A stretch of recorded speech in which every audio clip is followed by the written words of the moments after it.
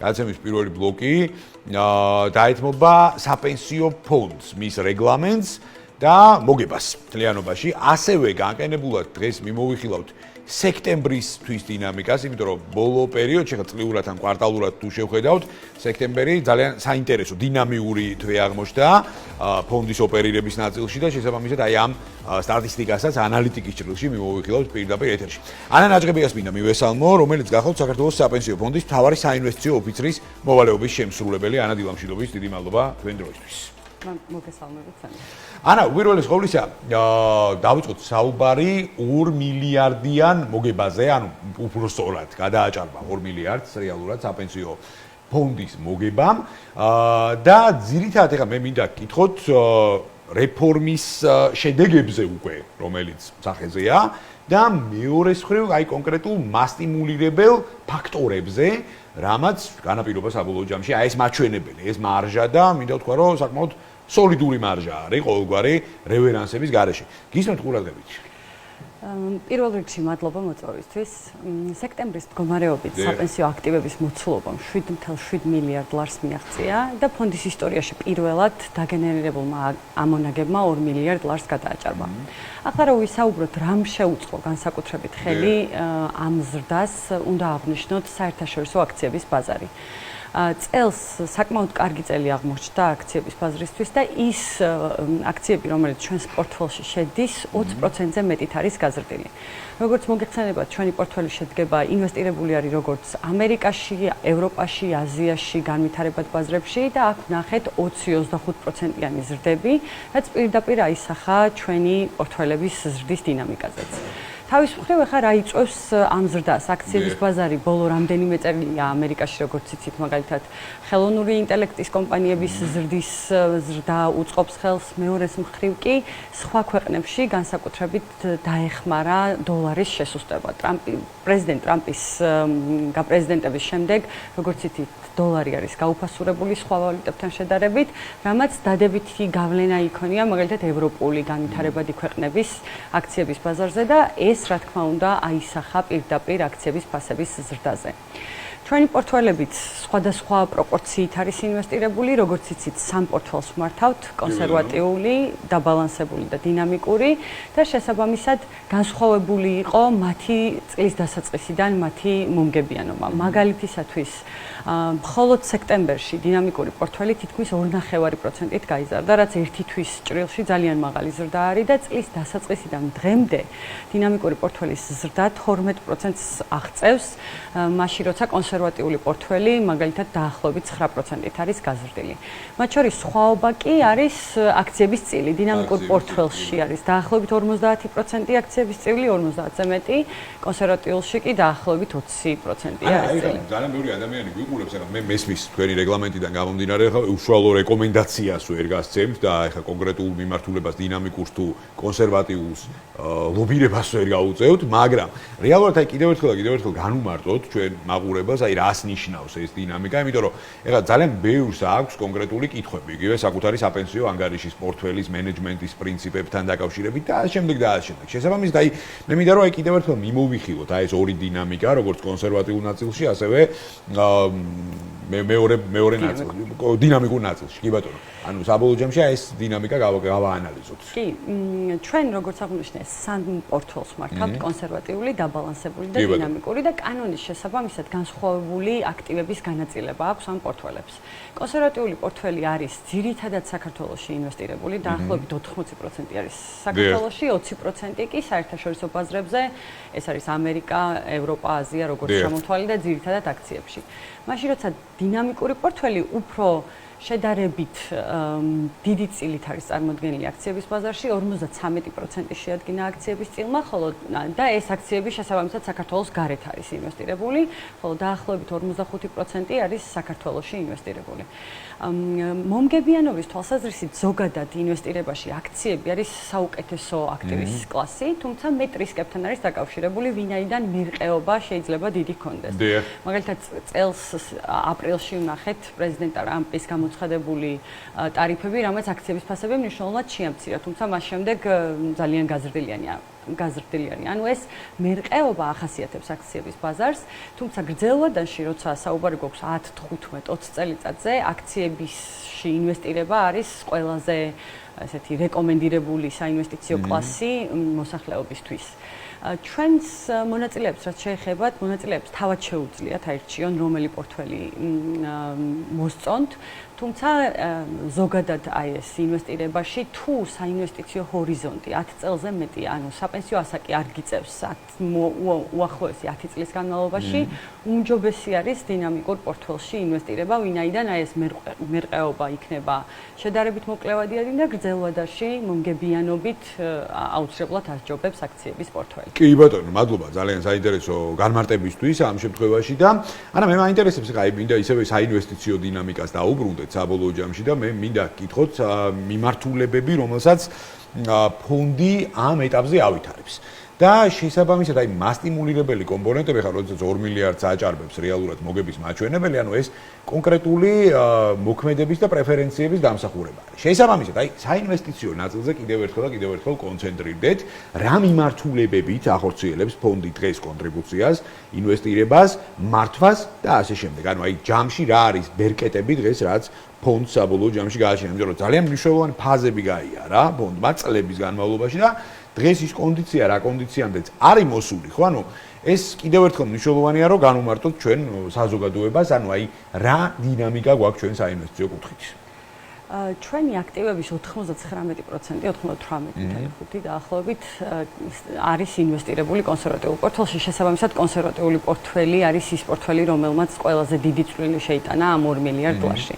თვითონ კონსერვატიული პორტფელის აქტივები როგორ არის განაწილებული? ვინაიდან 80% არის საქართველოში ინვესტირებული არის დეპოზიტებში, ბანკების დეპოზიტებში, ასევე გვაქვს სახაზინო ობლიგაციები, სახელმწიფოს მიერ გამოშვებული სახაზინო ობლიგაციები და ბოლო პერიოდში განსაკუთრებით გავაქტიურდით კორპორაციული ობლიგაციების მიმართულებითაც.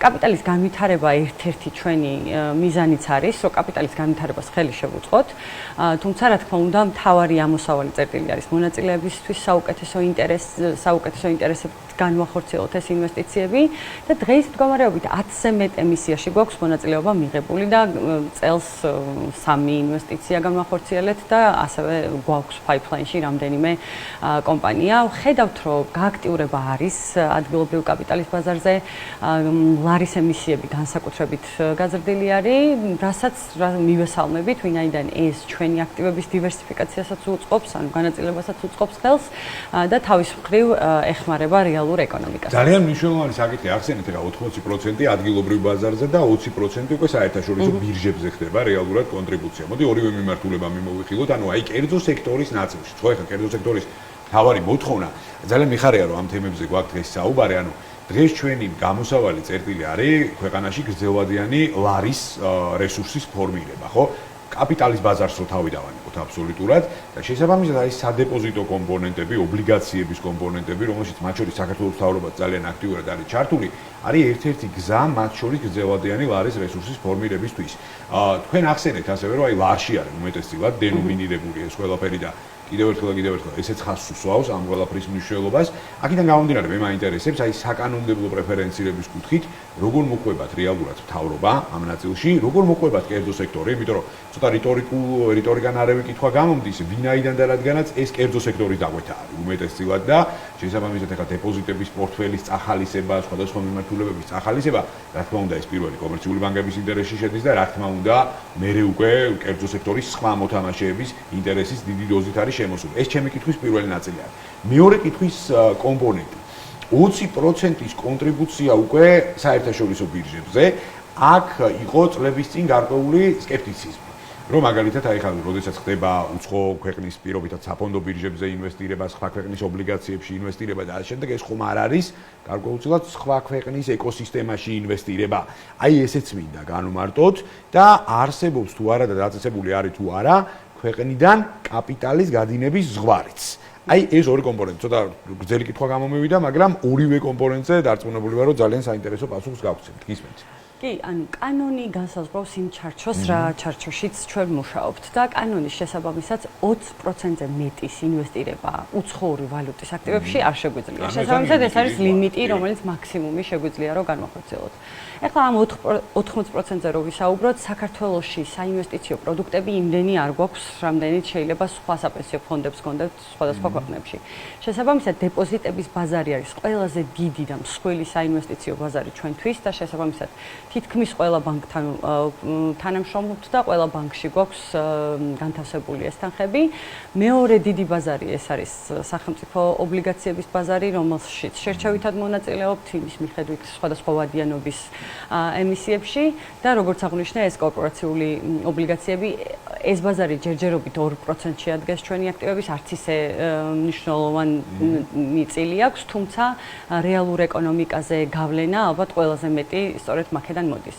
რაც შეეხება ეს ამ 20%-ს, ეს 20% არის ინვესტირებული აქციებში და ეს აქციები არის იმდენად დივერსიფიცირებული და იმდენ ქვეყანაში განაწილებული და იმდენ კომპანიაზე, დაახლოებით 900-მდე კომპანიაზე გვაქვს ჩვენ წვდომა აი ამ ETF-ების საშუალებით. ETF-ი არის ფონდი, რომელიც აი ამ აქციებს აერთიანებს და ეს არის როგორც ამერიკული, ევროპული, ისე აზიური ბაზრები და აქციების ბაზარი უბრალოდ ყველაზე მეტად ასახავს ხოლმე ეკონომიკის ზრდას. მაგალითად, ამერიკის ეკონომიკა, რომელიც ჩვენი პორტფელი 500 ამერიკულ კომპანიას აერთიანებს, ეს არის ყველა სახელი, რაც გაგვიგია, Microsoft-ი, Google-ი, Nvidia, Amazon-ი და მათი ზრდა პირდაპირ აისახება მერე ჩვენს ამონაგებზე და ჩვენს საპენსიო დანაზოგებზე. შესაბამისად, დივერსიფიკაცია, ანუ განაწილება, ნაწილის საქართველოში ინვესტირება, ნაწილის საზღვარგარეთ დივერსიფიცირებულად, ეს არის საუკეთესო მეთოდი, რაც უზრუნველყოფს გრძელვადაში ჩვენი აქტივების უსაფრთხოებას. კი, და შესაბამისად, ანუ ესეც არის პასუხი გარკვეულ სკეპტიციზმზე იმასთან დაკავშირებით, რომ აი რამდენად რელევანტურად და რამდენად რენტაბელურად ხდება საერთაშორისო ბირჟებზე, თუნდაც იგივე კომპანიების შერჩევა, რათა მოხდეს მერე პირდაპირი კონტრიბუცია. კომპანიების არასრულმა ჩამონათვალმა, მე მგონი ყველანაირი ბუნდოვანება ამ შემთხვევაში გაფანტა, რაც ხეხა თქვენ ახსენეთ. ასევე ორი საკითხი მინდა ჩვენ დიალოგში შემოვიტანო.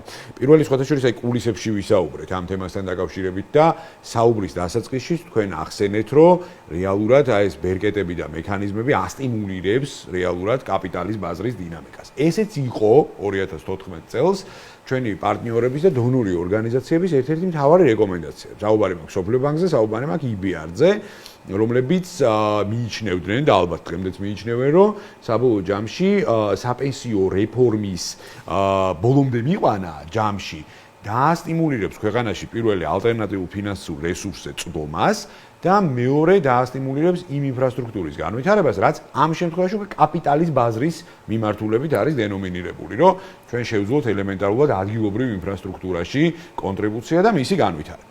შესაბამისად, აი ეს ნაწილი მინდა რომ გავშალოთ, აი რა ბიძგები შეინიშნება დღეს ამ კუთხით და ასევე თქვენ ნებართვით მეორე საკითხს შემოვიტან.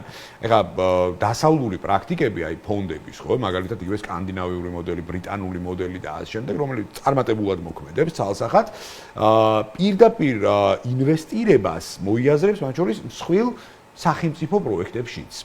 არის თუ არა ჰორიზონტზე ახლო მომავალში და არის თუ არა შესაძლებლობა იმისა, რომ ჩვენ თუნდაც საპენსიო ფონდის გააქტიურება არა მარტო კონკრეტულად დეპოზიტების ნაწილში, ან კონკრეტულად ობლიგაციების ნაწილში ვნახოთ, არამედ ვნახოთ კონკრეტული equity-ის ნაწილი, რომელიმე მსხვილ არ დავასახელებ, მსხვილ სახელმწიფო პროექტის ჭრილში. ან რომელიმე კერძო პროექტის ჭრილში, იმიტომ რომ მე ცოტა შორს ვარ ესეთი მემარჯვენეული იდეოლოგიებისგან, რომ არ შეიძლება სახელმწიფო ან სახელმწიფო ჩაერთოს კერძო მიმართ. რატო არ შეიძლება, როცა საჭიროება ამისი არსებობს, ხო?